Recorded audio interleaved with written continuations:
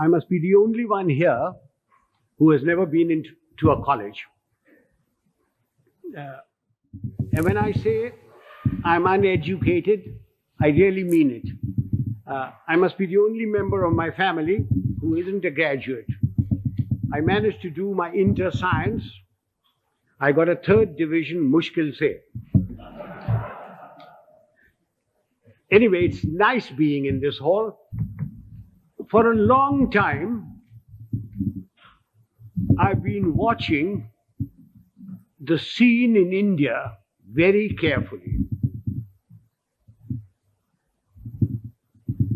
Wherever I go, whenever I pick up a newspaper, I find there are shortages.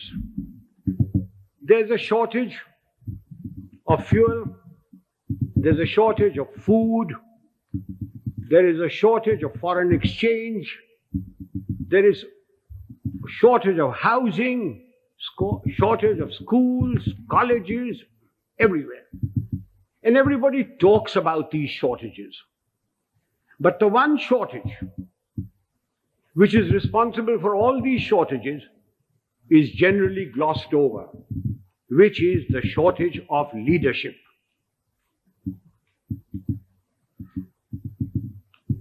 Father, don't misunderstand me, and gentlemen of the press, please don't misquote me, which you are always capable of doing and which you continue doing. When I talk of shortage of leadership, I do not mean just political leadership. I mean leadership in every walk of life. Whether it's political, administrative, in educational institutions, in our sports organizations, in our industry, amongst labor, amongst the law and order contingents, there is a shortage of leadership. I do not know whether leaders are born or leaders are made. If leaders are not born, can leaders be made? It is my view that give me a man with reasonable common sense and decency, you can make a leader out of him. What are the attributes of leadership? There are many attributes. The cardinal attribute for leadership is professional knowledge and professional competence. Now, you will agree with me that you cannot be born with professional knowledge, even if you are the child of a minister, the son of a member of parliament, or the progeny of a field marshal. Professional knowledge has to be acquired the hard way. It is a constant study. Professors, engineers, architects, lawyers, solicitors, doctors, they all study their professions continuously. They all contribute to magazines, to newsprints, to all sorts of things. But we in India, as soon as we reach positions of power, whether it's ministerial, secretarial, armed forces, or anywhere else, we think we are the repository of all knowledge. Professional knowledge has to be acquired the hard way. And without professional knowledge, you can never have professional competence. And if you haven't got professional competence, you cannot be a leader. I wonder, those civilian gentlemen who have been charged with the security of this country, whether they have ever read a book on the military profession.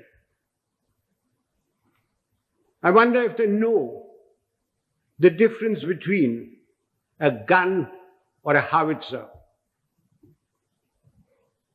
I remember a minister one day coming to me I'd left being the army chief then and said, and I will talk to you in his own language, Zara batao, ye howitzer kya cheez hoti hai? And I said, what are you talking about, howitzer? Then I discovered that he meant a howitzer. And I said, well, why are you asking me? Why don't you ask the army chief and others? He said, kaise पूछे उनसे? मैं minister हूँ. तेरे से तो पूछ लेता हूँ. तू जानता है कि मैं बेवकूफ हूँ. I wonder if they can distinguish a mortar from a mortar, or a gorilla from a gorilla, although a great many resemble the latter. Ladies and gentlemen, professional knowledge is a sine qua non of leadership. You have to have professional competence if you are expected to lead anything. It doesn't matter whether you are in the army, whether you are in the teaching profession, whether you are in industry. Unless you have professional competence and professional knowledge, you cannot be a leader. And it has to be acquired the hard way. You've got to study all your life. What takes me to the next attribute? The ability to make up your mind and take a decision. And having taken that decision, accepting full responsibility for it. Those of us who have suffered at the hands of superiors who cannot take a decision know what it's like. An act of omission is much worse than an act of commission. An act of commission can be put right, even if the decision is wrong, by colleagues, by subordinates, by somebody. But an act of omission cannot be put right. Why does a person not take a decision? Because he lacks confidence. Why does he lack confidence? Because he lacks professional knowledge and competence. Eustace will tell you that when I was the army chief, I'd go around, ask my generals, what are you doing about this? And he said, sir, I've been thinking, I've been considering. And then I produced for myself a Manekshawism. And Father, will you forgive my language? I used to say, if you must be a bloody fool, be one quickly. Take a decision and then accept full responsibility for it. Do you know how much money is lost in the country because somebody won't take a decision?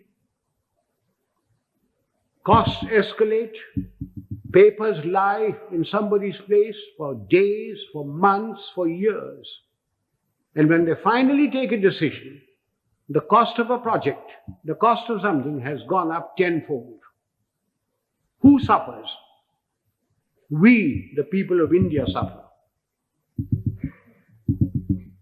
So that's the second requisite for leadership. The ability to make up one's mind, take a decision, and then stand by it. Don't pass the buck on to your subordinate. It's your decision. What comes next? Absolute justice and impartiality. Those of us who have dealt with masses of men, and I've dealt with over 1 million men in my time, know the value of this.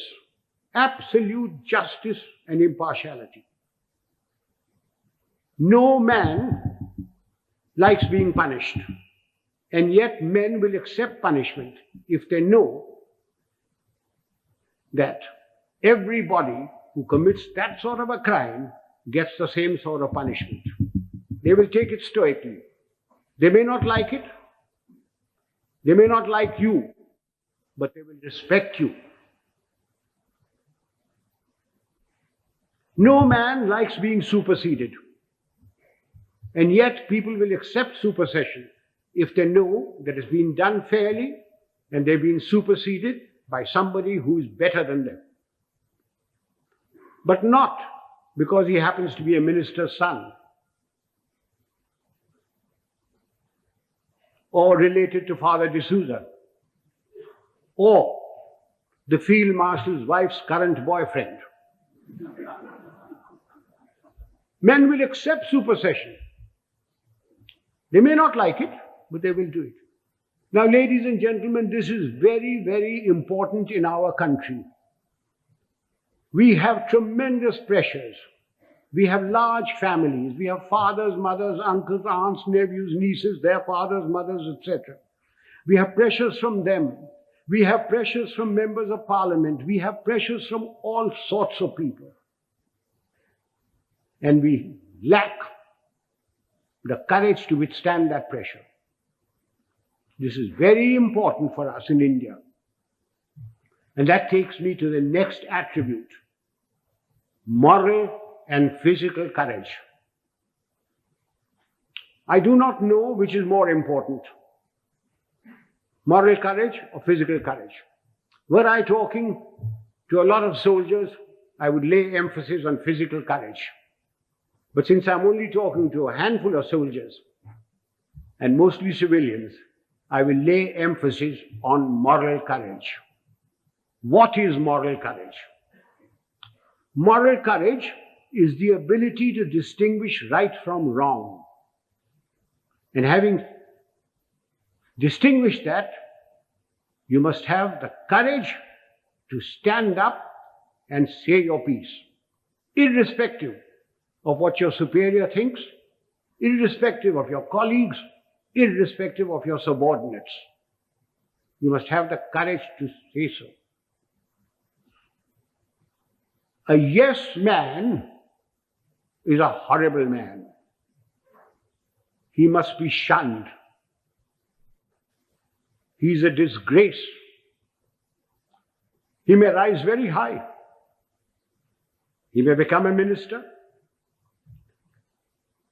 He may become a field marshal. But he will never, never become a leader. He will be used by his superiors. He will be disliked by his colleagues, and his subordinates have no respect for them. Moral courage is essential.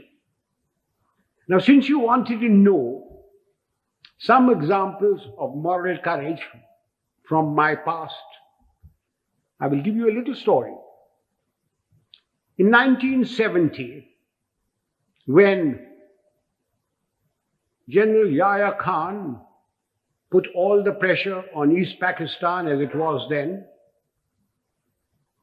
and refugees started coming to India, there was a cabinet meeting. I remember the date very well, 28th of April. I was summoned. I had a very strong Prime Minister and Mrs. Gandhi, who ranted and raved at me, said, "What are you doing about it? I've got so many refugees. The Chief Minister of Bengal has just sent me a telegram. The Chief Minister of Tripura has done this. The Chief Minister of Assam is writing that there are more Bengalis there than their own population. What are you doing about it?" And I said, "Nothing. Got nothing to do with me." And she said, "I want you to go in and take action." And I said, "Do you know what that means, Prime Minister?" And she said, "No." I said, "It means war." And she said, "I don't mind if there's war." So I said, "May I please quote from the Bible, the first book, the first chapter, the first verse? God said, 'Let there be light,' and there was light. And you say, 'Let there be war,' there was war. Are you ready?" I'm not ready. I'm not prepared. It is not the right time to go in. The monsoon will break very shortly. And the whole of East Pakistan will be a swamp. I will not be able to operate. The Air Force will not be able to operate. April is a month when we glean the harvest.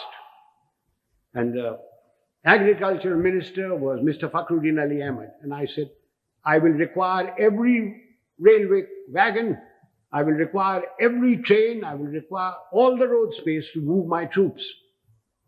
And you will not be able to move your harvest. And then if there is a famine, don't blame me. And I said, the passes in the Himalayas start opening now, the snow melts. And then if the Chinese give us an ultimatum, I will have to fight on two fronts. And then the External Affairs Minister, the Khalsa, Sardar Swaran Singh said, do you think China will give ultimatum? And I said, you are the foreign minister, you tell me. And then my own minister, Jagjeevan Ram, who couldn't call me Sam, he used to call me Sham.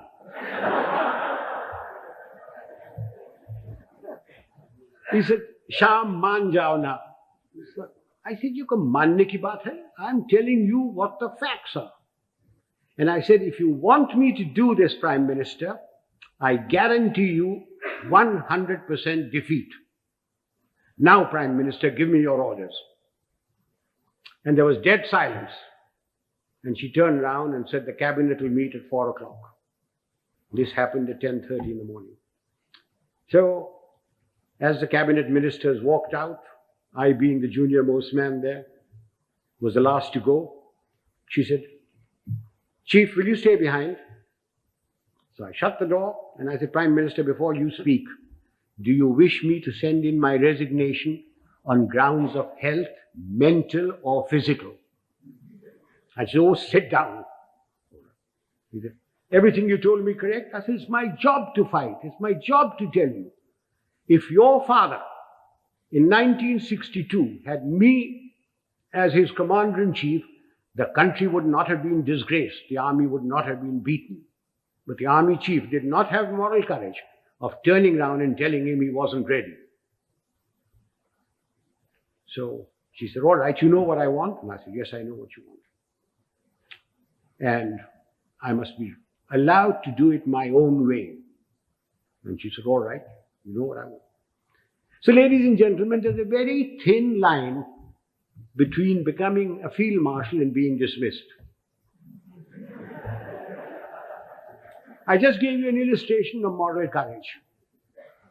Of course, I didn't worry very much because my wife had money. If I'd gone, she would have looked after. She would have looked after me. So much for moral courage. Now I come to physical courage. Fear is a natural phenomenon like hunger and sex. Anyone who says he is not frightened is a liar, except perhaps the Gorkha. Everyone is frightened. It is one thing to be frightened and quite another to show fear. It's when your knees are knocking and your teeth are chattering and you're about to make your own geography. That's when the real leader comes out. If once you show fear in front of men that you may be commanding, it doesn't matter whether they're soldiers, they're clerks, they're labor, there are students. Once you show fear, you should quit. Now again, General D'Souza said, I must give some examples from my own life. This was in Burma in 1942. I was commanding a Sikh company, big tough chaps, very fond of them. I had a man called Sohan Singh, big man, stood about 6'4". He had been promoted many times to Lance Naik, to Naik, and every time, because he was a badmash, he was broken. We'd had lots of casualties and we had to make promotions. So we had a promotion conference with the commanding officer, and Sohn Singh's name came up, and I said, no use making him, he'll be broken tomorrow. So he was passed over. The conference finished, names were published. I came back to my Basha, where my company was in the jungle, and I found my senior Subedar, Balwant Singh, terribly worried. And he said, Saab, Sohn Singh ko kaid kar diya. I said, क्यों, क्या हुआ? उसने बोला कि आज आपको साहब गोली मारेगा. I said, oh, अच्छा, पेशी हो. So a stool was put in, a table was put there, and Sohn Singh was marched up in front of me.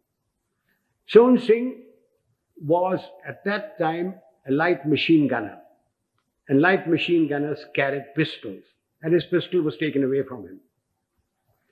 So he was marched up in front of me. The usual charge was read out. And I said, Sohn Singh, क्या बात है? साहब गलती हो गया. So I said, तुमने बोला कि तू हमको गोली मारेगा. So I picked up the pistol, loaded it, walked up to him, handed the pistol to him. I said, तेरा दिल है मारने का, मारो. And he said, नहीं साहब गलती हो गया. So I gave him a tight slap. I said, case dismissed. जाओ भागो. I went off to the mess, had my dinner, came back, and everybody in the company was very worried. And the Subedar Saab, Balwant Singh said, nahi saab, aaj raat aapko goli marega. So I shouted out, Sohn Singh, kidhar hai? Sohn Singh came along.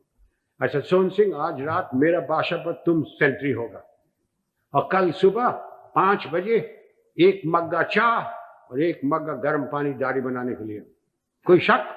बेशक, भागो. And I went in there. I was woken up in the morning by Sohn Singh with a mug of tea and a mug of hot water. And he followed me like a lamb throughout the conflict. Now, ladies and gentlemen, if you think I wasn't frightened, you are mistaken. I was terrified. But if I hadn't done that, and put Sohn Singh in the clink or something like that, everybody would have said, Dekha, hamara saab darta hai. Just an example of this.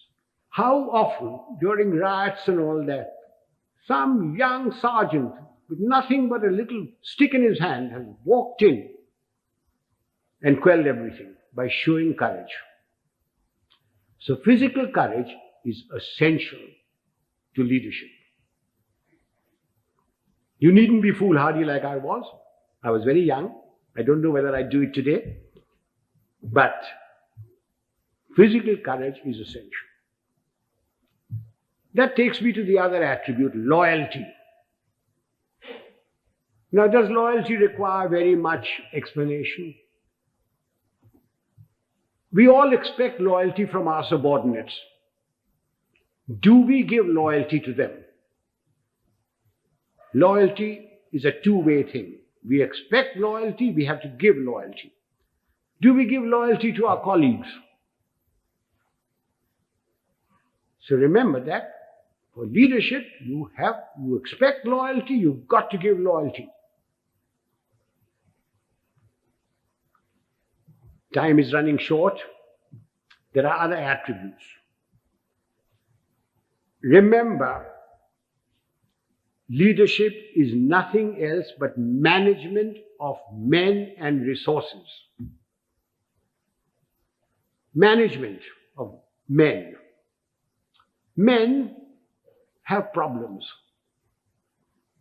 Men in numbers can be very nasty. And a leader must be able to deal with them very firmly. When people misbehave, like they are misbehaving in Bombay these days, it's no use saying Jai Hind to them. You've got to deal with them very, very firmly. But you must never forget that men have problems. They have human problems. They have problems of debt, of family problems. They get easily despondent. And therefore, the leader must have a human touch. He must have a sense of humor to get them out of their despondency. He must have the gift of the gab.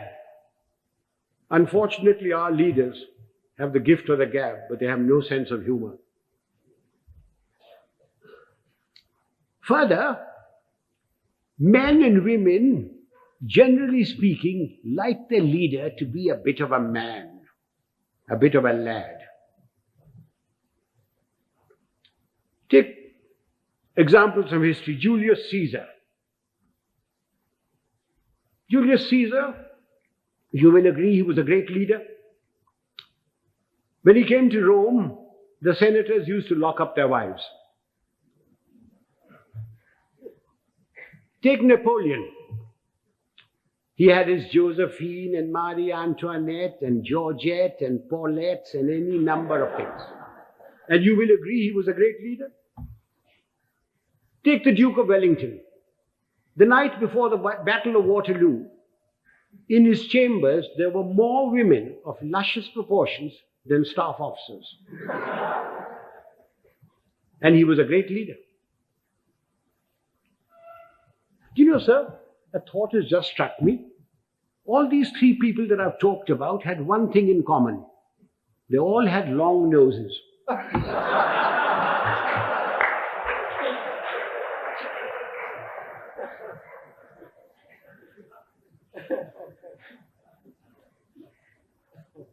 If my time is not up, can I crave your indulgence and talk for another 10 minutes? Ladies and gentlemen, no amount of leadership will put things right. There are two other aspects that we Indians must know and we lack badly. One is discipline, and the second is character. What is discipline? Discipline is a code of conduct for decent living in society, one with the other. Who lays down this code of conduct? Not the Prime Minister, not Parliament. Of course, it's laid down in the Army Act. But I'm not trying to impose the Army Act on you. This code of conduct has come to us from father to son, from mother to daughter, from times immemorial. It's in the Bible. It's in the Gita. It's in the words of Nanak, in the sayings of Muhammad and Buddha. It's all come down. It's been refined as cultures have changed. Again, let me illustrate this by example.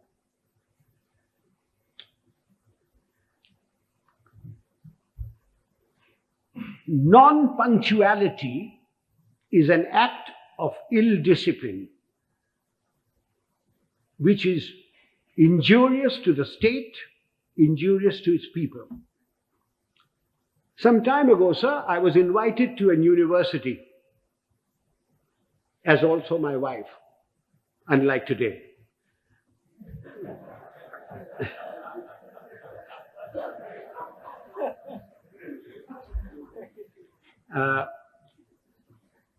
I was called there at a convocation at 5 o'clock in the evening. And having been in the army for 50 years, telling the driver, go slow, go fast, arrived there at 5 o'clock in the evening. I was received by the Vice Chancellor and his lady, the Union Secretary, escorted to the dais. My wife too was asked to sit on the dais, and she politely refused, saying that she'd much rather sit down, as this is the only opportunity she has to look up to me. And as usual, I was garlanded. The Vice Chancellor sang my praises and asked me to talk to these people. There were about 5,000 boys and girls there. plus deans, plus professors, plus lecturers, everybody. And as I got up to get to the desk, to the lectern, the Vice-Chancellor says to me, sotto voce, Field Marshal, a fortnight ago, we had invited a VIP to the same function. He was allowed to stand at the lectern for exactly 15 seconds. I wish you good luck. I said to myself, had the Vice-Chancellor said this in his letter of invitation, I wonder whether I would have come. Anyway, I got up to the lectern and I addressed the gathering for the amount of time that I was allowed. I was heard in pin-drop silence, and at the end of it, I got a thunderous applause. The Vice-Chancellor and his lady, the deans, professors, lecturers, the student body, and even my wife stood up and gave me a standing ovation.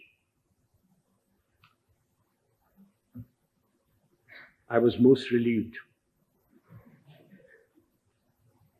Although my wife told me afterwards that I looked pale. After the usual vote of thanks, etc., we went out into the gardens where refreshments were given. And I, having an eye for a pretty girl, walked up to a pert little thing wearing lovely jeans, tight-fitting, and I started a conversation which ran as follows. I said, my dear, why were you so kind to me today, all of you? I not having the looks of Rajesh Khanna or Amitabh Bachchan, or a speaker like M.G. Ramachandran, when only the other day you were so rude to a VIP. And she said, I quote, "Oh, Field Marshal, that dreadful man. We had invited him at 5 o'clock. He turned up at 6. He brought with him a bevy of security people who pushed us aside and took their places where we should be sitting. He brought with him 2 of his brats, grandchildren probably. He was too old to have those kids that side. But you never know.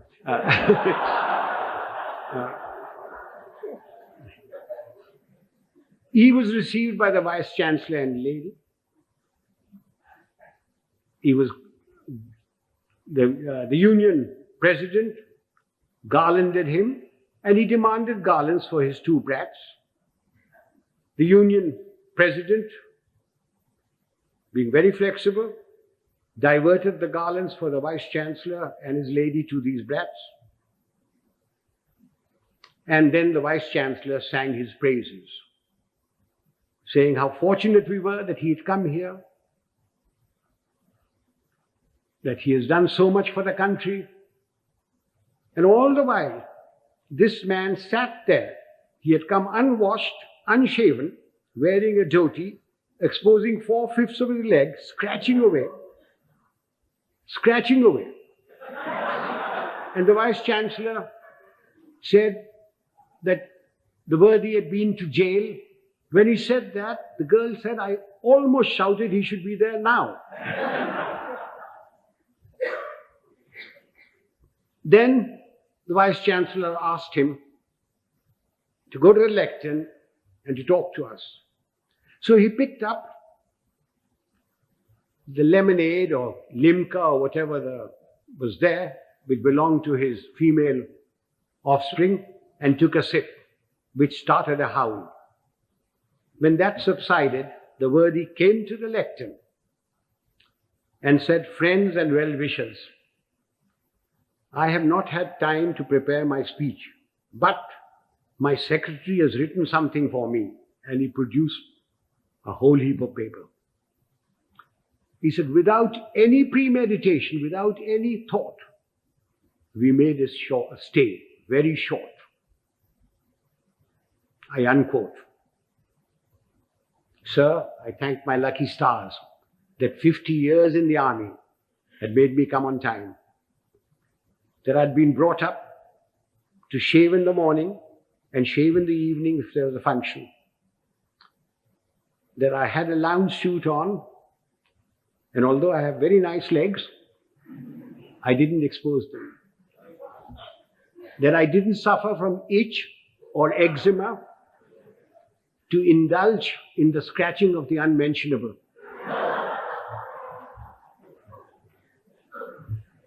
Now do you see what I mean by ill discipline? Had the worthy come on time, according to the program, talked to the people and given them advice, can you imagine what a lot of good it would have done? Instead of that, his act of ill discipline produced more ill discipline. Now, this is not a matter to be laughed at and forgotten. We people in India are terribly ill disciplined. We think because we've got freedom that we can do what we like. I do not stop you from criticizing, to standing up for your rights. I think it's your duty to do it. But what I abhor are the acts that we've gone into because we've got freedom. Why do we have to spit pan all over? Why do we have to write on doors and things? Why do we have to keep staircases dirty and filthy? Why do we have to throw garbage in somebody else's compound? These are all acts of ill discipline. It is because of these acts of ill discipline that you have corruption, you have smuggling, you have all sorts of things. Even animals in Tanzania are better disciplined. I went there 4 years ago and I saw lions, lionesses, zebras, etc. They were all so disciplined. If the lion wanted to do his stuff, he went behind cover. He didn't spit. I came back from Tanzania. I arrived at Bombay airport. I cleared my baggage. And as I was walking out, there was a big, fat slob of a man who squirted damp pan on my trousers. And when I gave him a tight kick, he was most indignant. He didn't think he'd done any wrong. Why? Why do we tolerate it? So much for discipline. Sir, everybody's been extremely well disciplined so far. Will you give me your indulgence for just another few minutes? I said character. By character, I don't mean the sort of thing which the father will preach to you. Of course you must be honest. Of course you must be truthful. Of course you mustn't covet thy neighbor's wife. Not when father is listening. Of course you mustn't. All that is part of character. But I mean something bigger. It's knowing yourself, knowing what you really are. Unfortunately, we lack that sort of character. And what little we have is denuded by our fans, by the sycophants around us, by the hangers-on. Again, let me illustrate this by an example. Some years ago, Hollywood produced a picture of the great violinist and composer Paganini.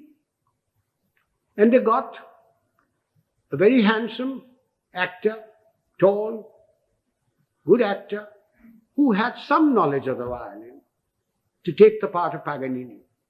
And he was drilled to perfection, so that when that little cadenza was played and screened, the critics raved over it.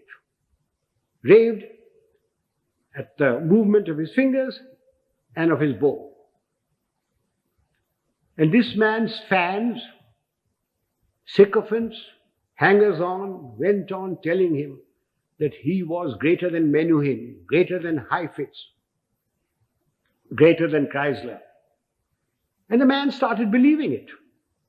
And it took 8 months in a psychiatric home to rid him of this delusion. Do you know, sir, after the 1971 conflict, my fans, my hangers-on, the sycophants around me kept telling me, "Sir, you are the greatest general the century has produced. You are better than Rommel. You are better than Guderian. Auchinleck was nothing." And just as I was beginning to believe it, the Prime Minister created me Field Marshal and sent me off to the Nilgiris. And a hard-headed, no-nonsense wife deprived one more inmate of a psychiatric home. I thank you, sir.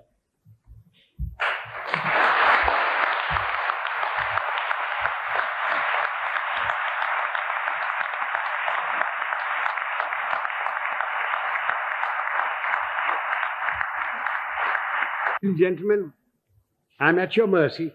You can ask me any question you like, personal, pertinent, or impertinent.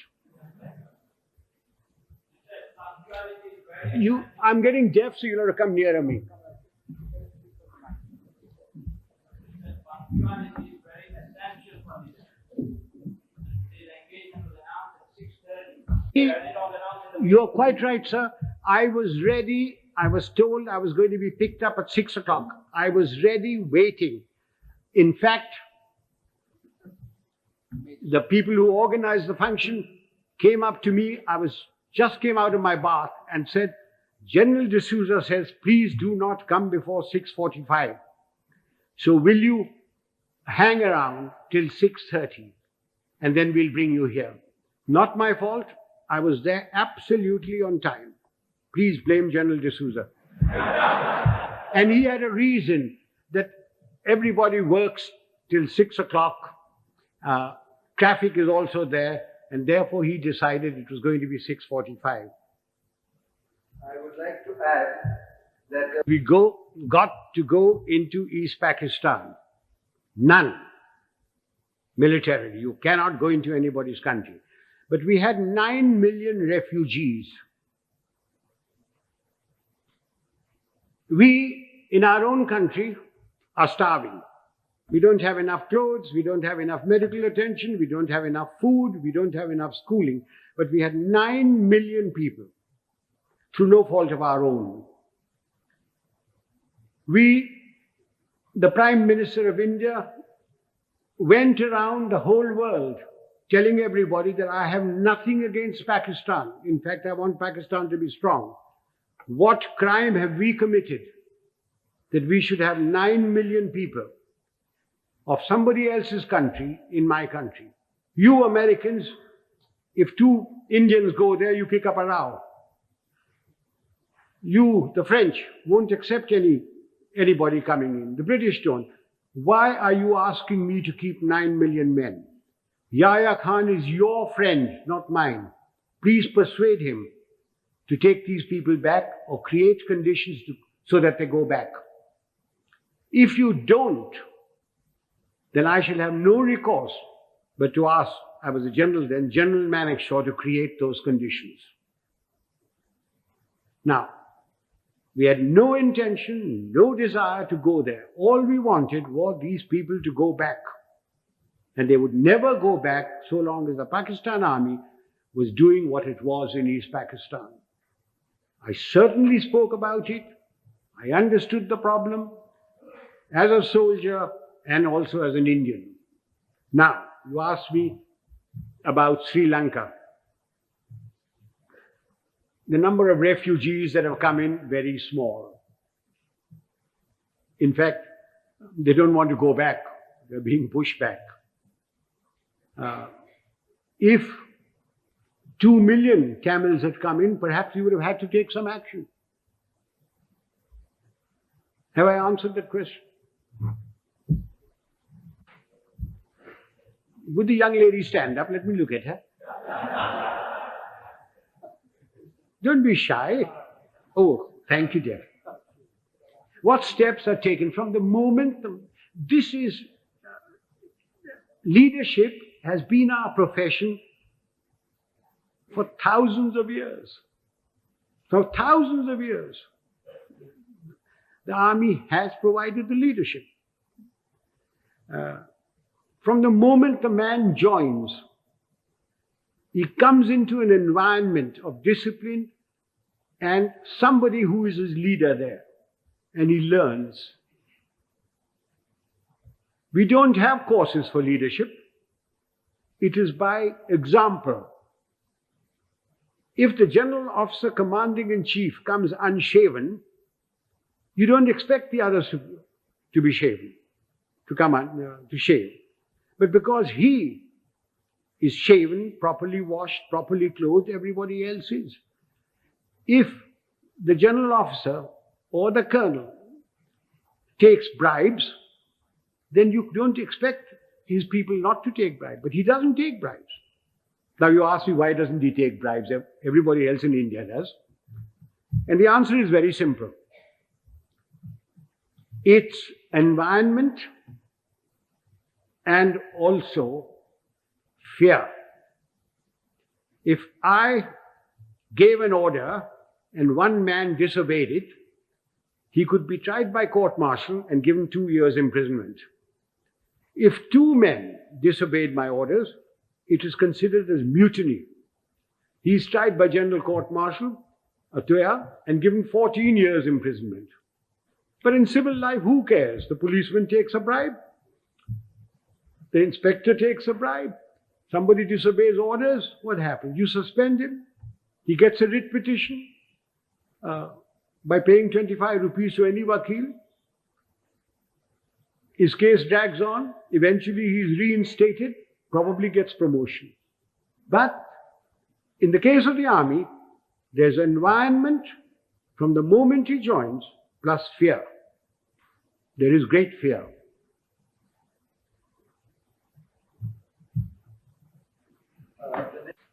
We Indians are alleged or supposed to be very religious people. If you read your own religious book, whether it be the Bible or the Gita or the Granth Sahib or the Quran, you automatically have discipline, self-discipline.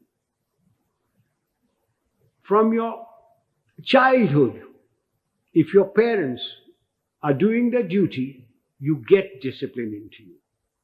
If you have any pride in yourself, you have discipline in you. So, talking of self-discipline, there it is. The Roman Catholic Church has done a great deal, for bringing discipline into the world. It has erred at times, but it has done a great deal for bringing self-discipline. One of the things is the confession. That has brought a great deal of self-discipline in people. You can confess to yourself. When you go to bed at night, when you say your prayers, confess to yourself what wrong you have done. Otherwise, I can't give you any answer for self-discipline. Yes, sir.